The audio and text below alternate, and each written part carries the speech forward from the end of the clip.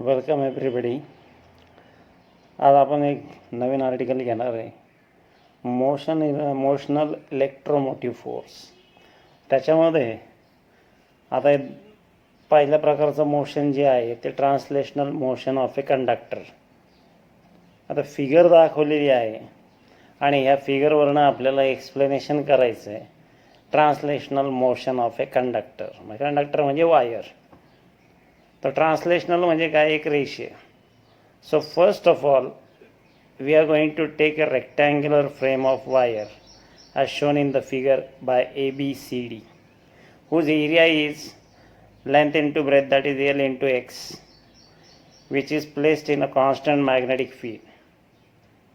Now the length of the wire BC is moved out with the velocity V, so as it increases the value of X, and therefore in return the area of the loop ABCD also increases. आता हे area increase झाला त्याच्यानंतर मग the flux of the B, that is magnetic field, through the loop also increases with time. म्हणजे आता area वाढला म्हणजे magnetic field वाढलं, मॅग्नेटिक फील्ड वाढलं म्हणजे फ्लक्स वाढला. By flux rule. आता याच्यामध्ये आपण ज्यावेळेस कॉईल बी सी जी आहे ती ज्यावेळेस आपण ओढत असतो बाहेर, तर म्हणजे काय होणार, मॅग्नेटिक फ्लक्स काय होत जाईल व चेंज होत जाईल.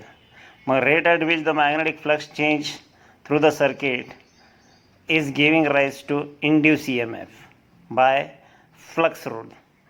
मग इंड्यूस EMF जो झाला तयार, it will cause a current in the loop. काय होईल याच्यापासून तयार, induced EMF will cause a current in the loop. Therefore it is assumed that there is enough resistance in the wire. म्हणजे त्या वायरमध्ये भरपूर प्रमाणामध्ये रेजिस्टन्स आहे ज्याच्यामुळं आमचा इंड्यूस करंट जो आहे तो खूप छोटा आहे.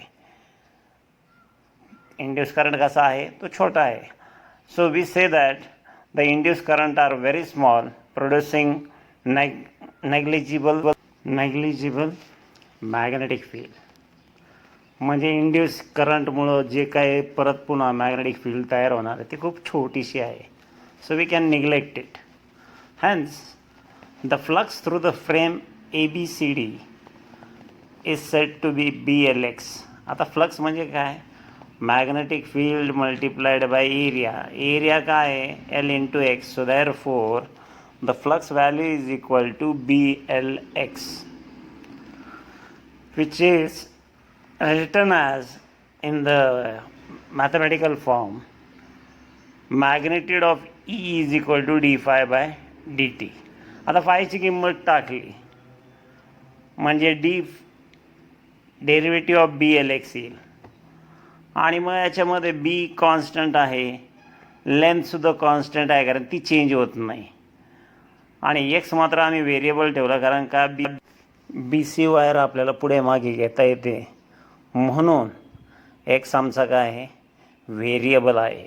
So therefore magnitude of E is equal to d phi by dt. आणि फायची किंमत टाकली तर d बाय dt काय येईल, B इंटू LX. आणि पुढे जाता B कॉन्स्टंट, L कॉन्स्टंट ते बाहेर घेऊ, BL dx बाय dt. आणि dx बाय dt म्हणजे काय.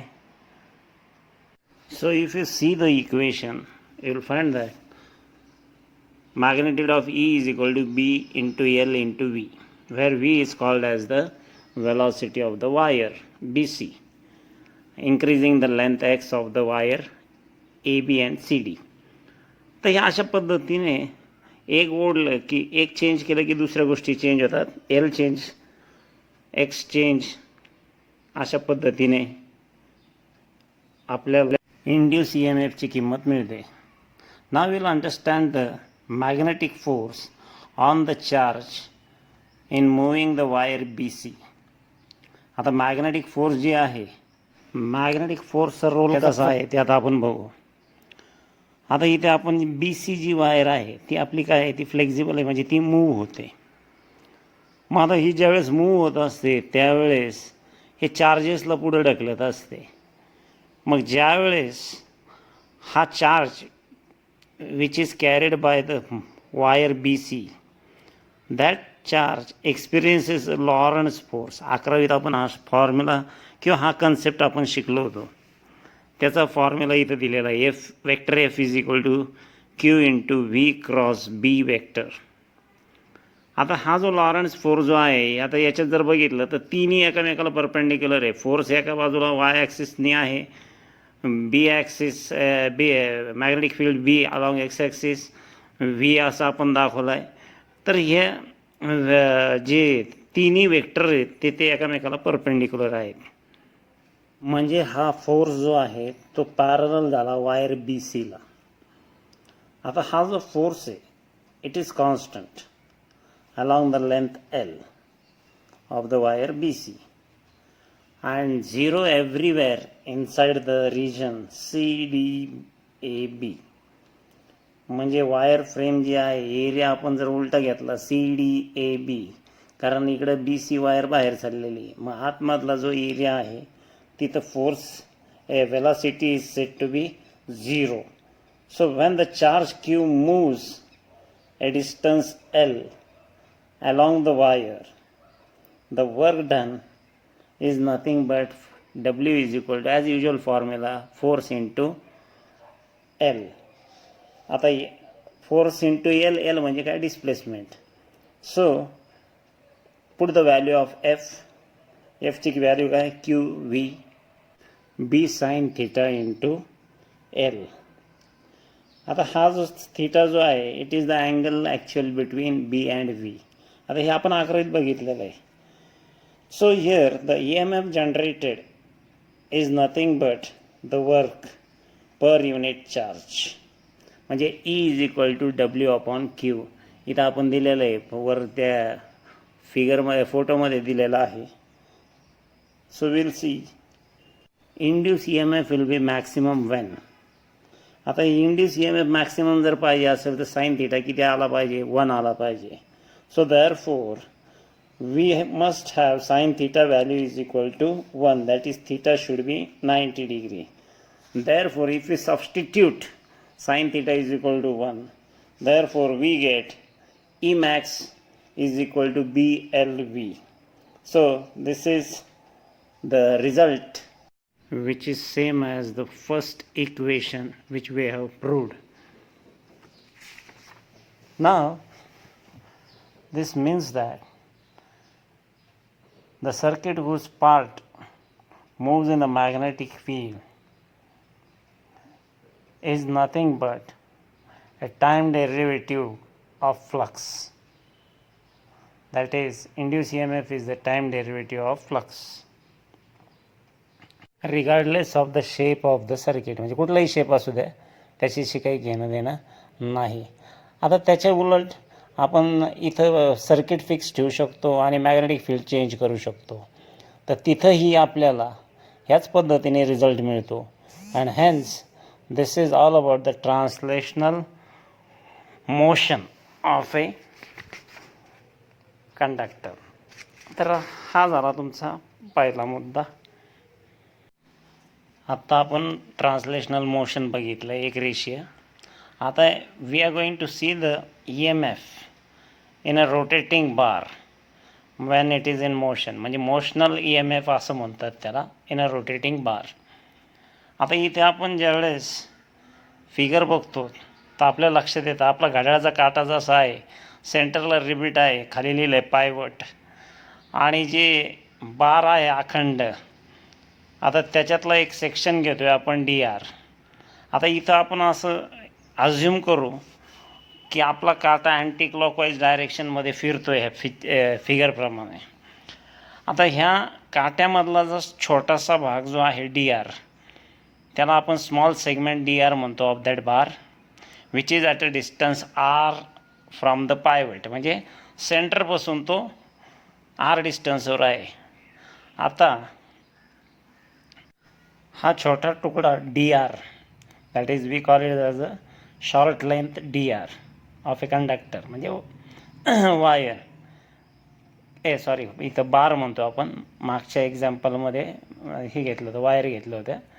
आता इथे हा जो बार आहे तो छोटा तुकडा D R, it is moving with velocity v in the magnetic field and therefore when it moves, मग आता हा जो छोटा शॉर्ट आहे सेगमेंट ऑफ बार जो आहे तो induce E M F generate करणार हे नाही स्लायडिंग बार, म्हणजे स्लायडिंग बारसारखं करणार तो.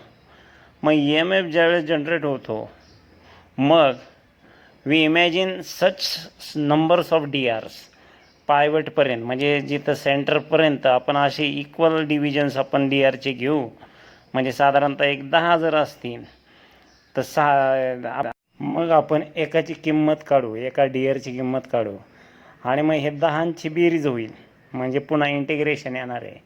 So by imagining all such segments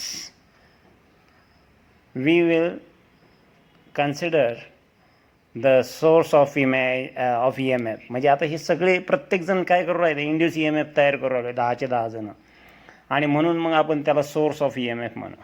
and therefore we can find that all this segments are in series. मग प्रत्येक segment induce E M F तयार करणार आणि मग आपण त्याची बेरीज करणार. There four the E M F of individual segments will get added. मग मॅथमॅटिकली आपण ते इंटिग्रेशन फॉर्ममध्ये ॲज युजल आपण करणार आहोत. So there four the induce E M F D E in the small segment dr of a rotating conductor is given by d is equal to b into v into dr. आता हे आपण मागच्या एक्सप्रेशनमध्ये बघितलं होतं की E is equal to काय बघितलं होतं, बी एल व्ही. आता इथे काय आलं, एलच्या ऐवजी फक्त डी आर आलेला आहे. सो नाव आपण ई मागच्या याच्यात ई बघितलं, पण इथं डी ई म्हणजे काय, छोटा ई एम एफ, छोट्या सेगमेंटमुळं तयार झालेला induce E M F. So ह्या इंड्यूस ई एम एफला डी ई असं म्हणतो. डी म्हणजे डेरिव्हेटिव्ह छोटासा. So D is equal to B into V D R. आता ह्या फोटोमध्ये आता पुढचं मॅथमॅटिकल पोर्शन आहे. Now total E M F, induce E M F we want to find out. मग ई जर काढायचं असेल तर आपल्याला डी ईमधला डी काढून टाकायचं डेरिव्हेटिव्ह, म्हणजे त्याचं इंटिग्रेशन करावं लागेल. So E is equal to integration of D E, म्हणजेच कशाचं इंटिग्रेशन, बी व्ही डी आरचं. आता इथं V is equal to R omega, कारण आता आपलं जे मोशन आहे ते रोटेशनल मोशन आहे, म्हणजे आपण काय करतो, व्हीच्या ऐवजी आता ओमेगा आरची किंमत सबस्टिट्यूट करतो. So the equation is like this: E is equal to integration of B omega R dr. आता याच्यात कॉन्स्टंट काय आहे, मॅग्नेटिक फील्ड कॉन्स्टंट आहे, अँग्युलर वेलॉसिटी ओमेगा बी कॉन्स्टंट आहे, मग व्हेरिएबल काय R.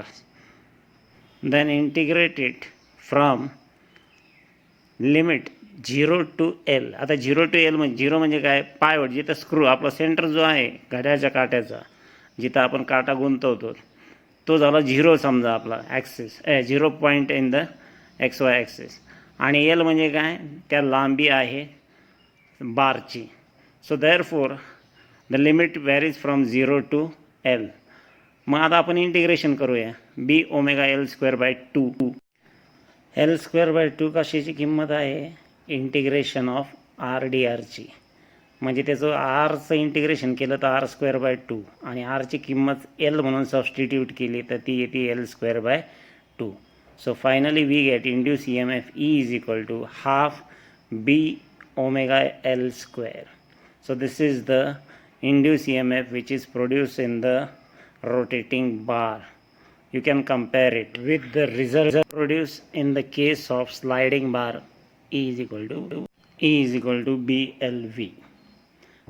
This was the condition for the previous expression.